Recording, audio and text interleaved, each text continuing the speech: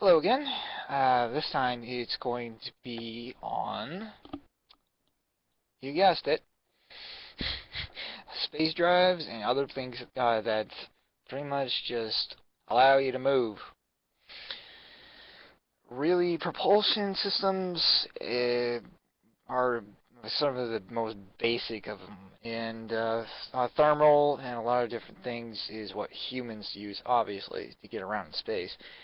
But reaction engines is not going to be the thing that really gets you anywhere quickly. So obviously, what do you got to use if you're going to be able to get from point A to point B? Cut the space in between point A to point B in half.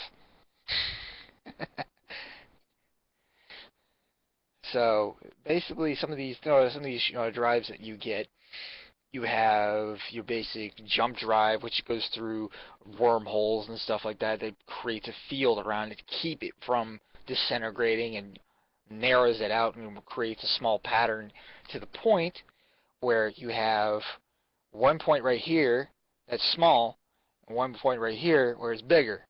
So when those two come together, they're actually a little bit in sync with each other.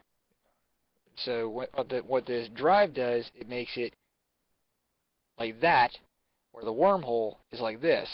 So big object goes in, expands the wormhole. Haven't thought of that, did you? The thing is, with some of these jump drives, though, God, they start your stomach so bad. I hate them. I really, really don't like them. They're very inefficient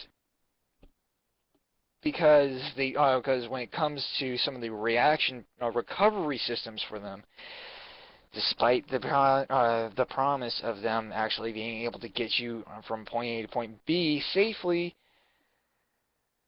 they they constantly require you to refuel more. So if your power generation is not adequate enough for it, you're not going to go anywhere for one portal to another. So you can only go through at least 3 portals. That's it. But the promise of these other new warp drives or space folders, I guess you could say, is that you can get from point A to point B, but you're pointing at a star at this time. You're not pointing like, okay, you know how the principle of getting getting the wormhole to go wide, right? It's basically the same thing with a star. Like small object in distance, make it bigger.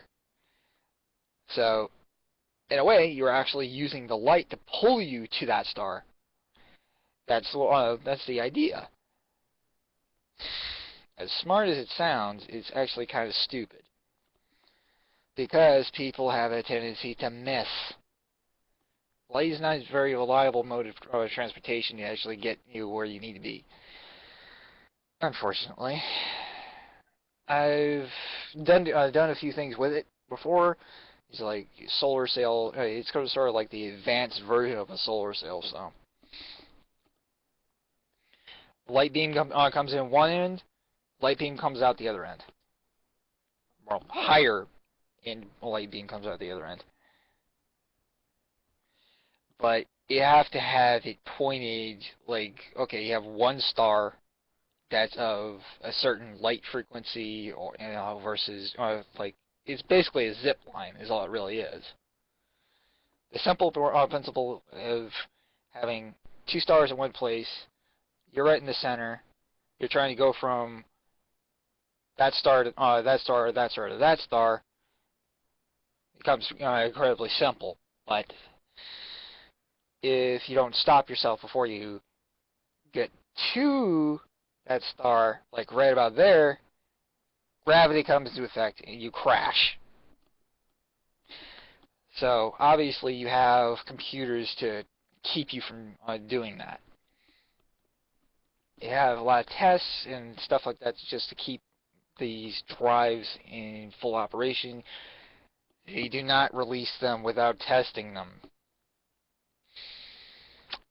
because they are incredibly high ship mortality rate. They just don't exactly mix well with ships.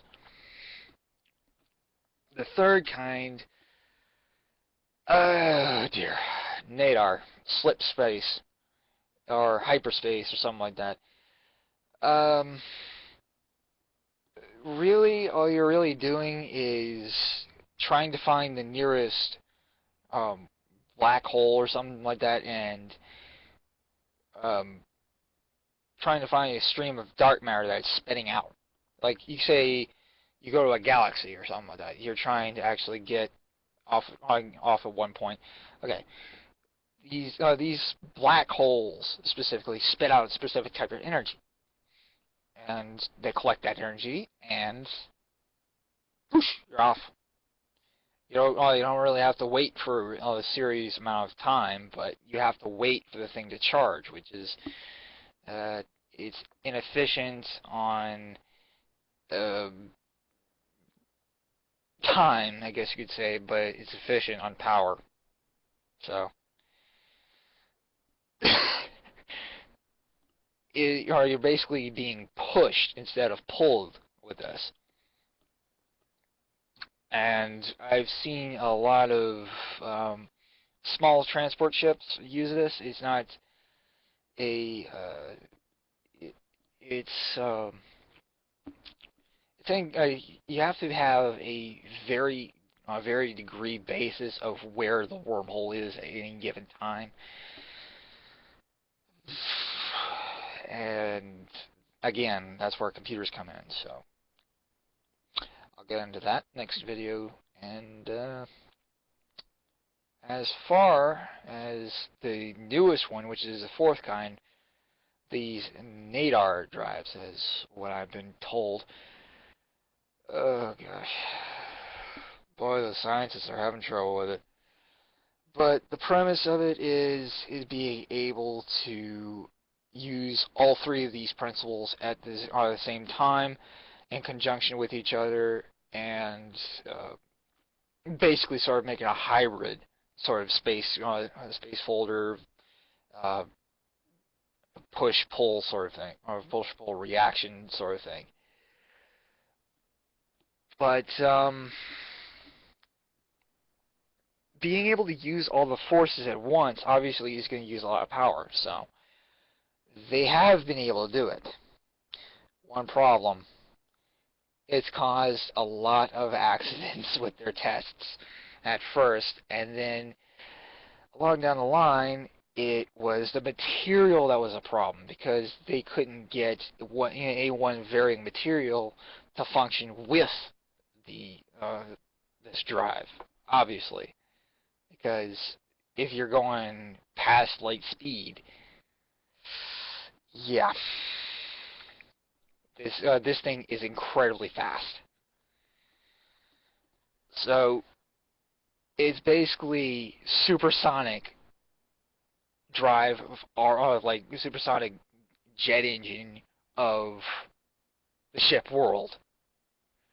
If you're able to go past light speed, you're pretty much going to disintegrate, obviously. So they're trying to figure out how to fix that. And you can fix it, but it's a lot of principles that wouldn't fit in the third dimension, and can only work in the higher dimensions. So you got something that you want to transfer without actually getting caught? The AR drive, obviously. The people that are actually investing resources into this,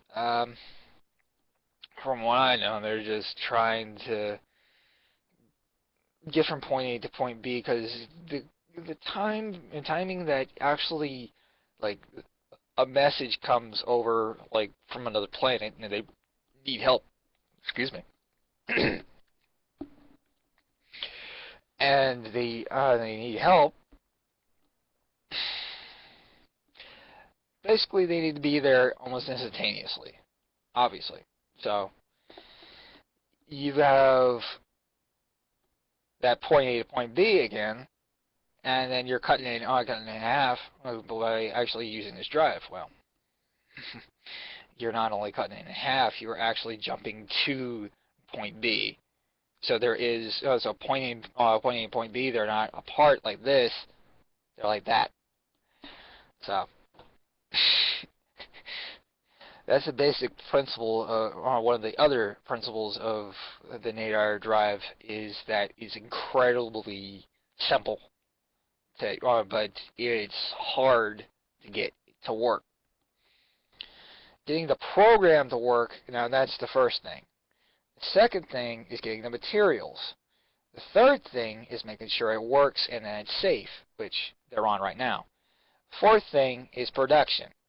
Finding the materials, to getting the right resources set, and then final testing, always after production, is going to be the next thing, because we don't know if it's safe. So we are going to have some people that are explorers, etc., that want to be able to use it first and foremost. So it's the newest thing, it's the newest piece of technology. It's they're getting paid to test it. So if your liability insurance could cover that, fine by me. I'll probably end up using one myself, but I'll leave for the sports of it, just to have a new experience to mess around with. Of course, who knows? Somebody else might be able to figure out how to adapt it and turn it into a human version of it.